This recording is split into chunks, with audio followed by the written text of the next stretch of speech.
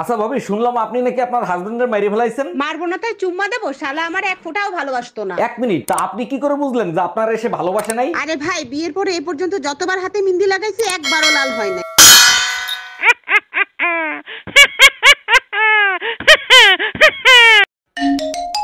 Hello, অরুণ ভাই, বাসায় কেউ নাই, তাড়াতাড়ি চলে আসেন। লাইনে থাকেন ভাবি, আপনার ভাবির ব্যাটারি চেক করে দেখি আসতে পারবো কিনা।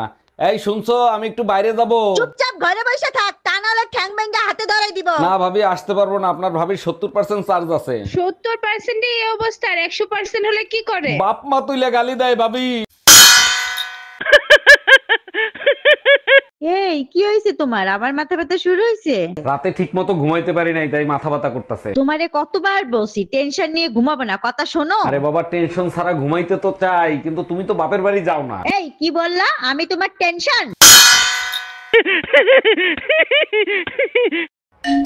হ্যালো, এই কোথায় আছো তুমি? জাহান্নামের চৌরাস্তায় আছি। কেন, কি হয়েছে? এটাই আমি সন্দেহ করছিলাম, সকাল থেকে টুম্পা ভাবিরে খুঁজে পাওয়া যাচ্ছে না। টুম্পা ভাবিরে খুঁজে পাওয়া যাচ্ছে না? থানায় যাইতে বলো, আমারে ফোন দিছো কেন? তুই জাহান্নামের চৌরাস্তার লোকেশন পাঠা, আমি এক্ষুনি আসতেছি।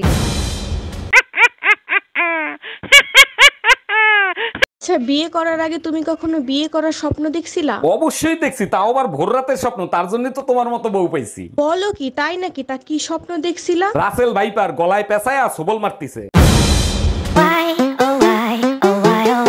আচ্ছা, সব থেকে বেশি বিয়ে শীতকালে কেন হয়? কারণ শীতের সিজনটা রোমান্টিক সিজন, তাই বিয়ে একটু বেশি হয়। তাই নাকি? তা তোমাকে তো শীতকালে কখনো রোমান্টিক হতে দেখি নাই। কেমনে রোমান্টিক হবো?